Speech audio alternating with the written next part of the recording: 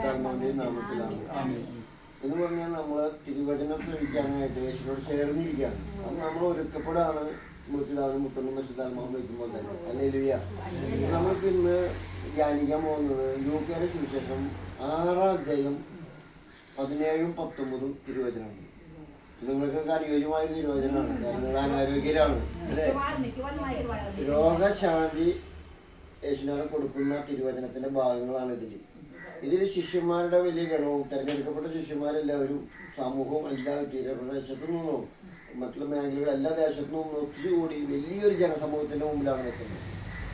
അവന്റെ വചനം ശ്രവിക്കുന്നതിന് രോഗശാന്തി നേടുന്നതിനുമായി ഈ ദേശത്തു നിന്ന് എല്ലാവരും ഒത്തുകൂടി. എന്തിനാണ്? വചനം ശ്രവിക്കുന്നതിനും അതുവഴി രോഗശാന്തി ലഭിക്കുന്നതിനും. ഒന്നാം സ്ഥാനം അവന്റെ വചനം, അവനാകുന്ന യേശുവാകുന്ന വചനം, രക്ഷയാകുന്ന യേശു പുത്രനായ ദൈവം നമ്മളിൽ ചേരുമ്പോൾ നമ്മളിൽ പലവിധ രോഗശാന്തികളും നമ്മുടെ ജീവിതത്തിനൊരു പുനർജീവനവും ലഭിക്കുന്നു. അതായത് തിരുവചനത്തിൽ നമ്മളോട് ചിന്തിക്കാൻ പറയുന്നു. നമ്മുടെ ജീവിതത്തിൽ ഒരു സഹനം വരുമ്പോൾ, ഒരു രോഗമേഖല വരുമ്പോൾ, ഒരു പ്രശ്നം വരുമ്പോൾ, ഒരു ബുദ്ധിമുട്ട് വരുമ്പോൾ നമ്മൾ പരാതി പരിഭവത്തിലേക്ക് വളരാണ് അല്ലേ? പ്രാർത്ഥന മാറി പരാതി പരിഭവമായി. പ്രാർത്ഥന പോലും എക്സസൈസ് ആയിട്ട് പരാതിയായിട്ട് പറയാം, നമ്മുടെ വേദനകളൊക്കെ ഒപ്പം പിടിക്കും.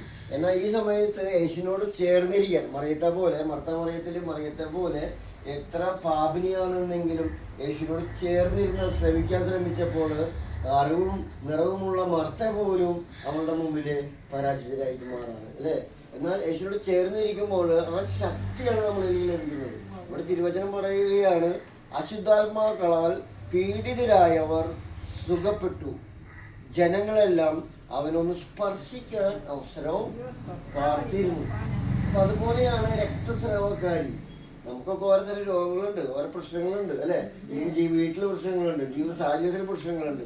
എന്നാൽ യേശുവിനെ തൊട്ടാൽ, അതാണ് അവളുടെ വിശ്വാസം. രക്തസ്രാവക്കാരി തൊട്ടാൽ മതി എന്ന് വിശ്വസിച്ച് ഹൃദയം നിറഞ്ഞപ്പോൾ, അവളുടെ ഹൃദയം യേശുവിനെ തൊട്ടാൽ മതി എന്ന് ഹൃദയം നിറഞ്ഞപ്പോൾ അല്ലെ, അവള് തെക്കും തിരക്കിനിടയിലും ശിഷ്യന്മാർ പോലും ചോദിച്ചു അന്ന് കാലത്ത് അല്ലെ, ഇവിടെ ആര് തൊട്ടുന്ന പറയുന്ന തിരക്കിന്റെ ഇടയിൽ, എന്നാൽ എന്നെ ഒരാള് സ്പർശിച്ചിട്ടുണ്ട്.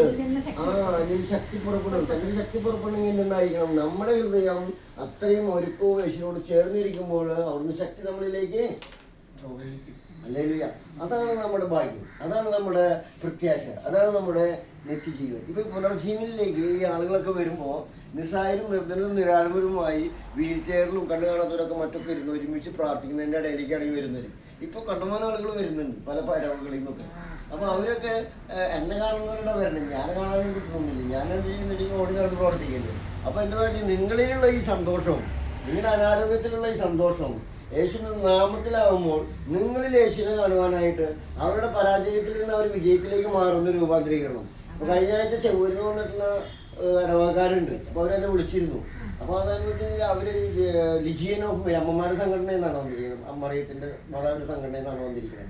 അപ്പോൾ അവരിവിടെ വന്നിട്ട് ഇതൊക്കെ കണ്ടപ്പോൾ അവർക്ക് അതിശയമായി. അവർ വേറെ സ്ഥലത്തൊന്നും പോയ പോലെയല്ല, ഇവിടെ രോഗികളാണെന്ന് പറഞ്ഞിരിക്കെ എല്ലാവരും സൗഖ്യത്തിലാണ്, സന്തോഷത്തിലാണ് ഇരിക്കുന്നത്. അപ്പൊ എൻ്റെ അടുത്ത് പലരും അവരുടെ വിഷമങ്ങളും ഒന്നും ഇവിടെ കുടിലിൽ വന്ന് പങ്കുവയ്ക്കുകയുണ്ടായി. അപ്പോൾ ഒരു അമ്മ ലാസ്റ്റ് വളരെയധികം നിരാശയിലാണ് പങ്കുവെച്ചത്. അപ്പൊ അവർ കൂടെയുള്ളവർ പറയുന്നുണ്ട്, മതി ബ്രദറെല്ലാം കേട്ടിട്ടുണ്ട്, ബ്രദറെ വേണ്ടി പ്രാർത്ഥിച്ചോളൂ എന്നാലും എന്ന് പറഞ്ഞ് നിൽക്കാണ്. അപ്പൊ നമ്മൾ നസ്രത്തനായ യേശുനാഥൻ കടന്നു പോകണമെന്ന് അറിഞ്ഞിട്ട് കണ്ടനായവൻ ദാവീദിന്റെ പുത്രനിൽ കനിയണമെന്ന് പറഞ്ഞു പടം മിണ്ടാണ്ടിരിക്കാൻ പറഞ്ഞു. എന്നാൽ അവന്റെ ദാഹം തീർന്നില്ല. ദാവീദിന്റെ പുത്രനിൽ കനിയണമെന്ന് വീണ്ടും അവൻ പറയുമ്പോൾ യേശു തിരിയാണ് അല്ലെ?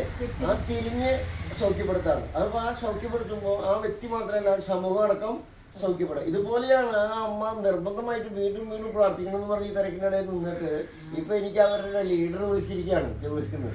അടുത്ത വെള്ളിയാഴ്ച അവർ വീണ്ടും കൂടുതൽ ആളുകളായിട്ട് വരാൻ പോകുന്നു. കാരണം ആ പറഞ്ഞ വിശ്വാസത്തോടു കൂടി പറഞ്ഞ അമ്മയുടെ വിശ്വാസം യേശുനാഥനിലേക്ക് സ്പർശിച്ചു, യേശുനാഥനിലേക്ക് ആ സ്പർശനം ലഭിച്ചു.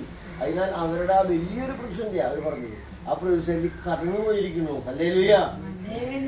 അപ്പൊ നമ്മുടെ ഓരോരുത്തരെയും നമ്മൾ എന്താണെന്നുള്ളതല്ല, അവിടെ നിന്ന് നമ്മളെ കാണുന്നു, നാം അവരോട് ചേർന്നിരിക്കുന്നു എന്നുള്ളതാണ് തിരുവചന. രോഗശാന്തിക്ക് വേണ്ടി പ്രത്യേകിച്ച് നമ്മുടെ ജീവിത പ്രശ്നങ്ങൾക്ക് ഒരു പുനരുത്ഥാനം ലഭിക്കാൻ, ഒരു പുനർജീവൻ ലഭിക്കുവാൻ ഒരുക്കുന്നത്. അതാണ് നമ്മൾ വലിയൊരു തറവാട്ടിൽ ഈ വരുന്ന ജനങ്ങളുടെ ഇടയിലേക്ക് ദൈവം കൊടുക്കുന്ന വലിയ അനുഗ്രഹങ്ങളും കൃപകളും. അല്ലാതെ ഈ അപ്പം ഒന്നും പറഞ്ഞു കൊടുത്തൊന്നും കിട്ടാൻ പോകുന്നില്ല.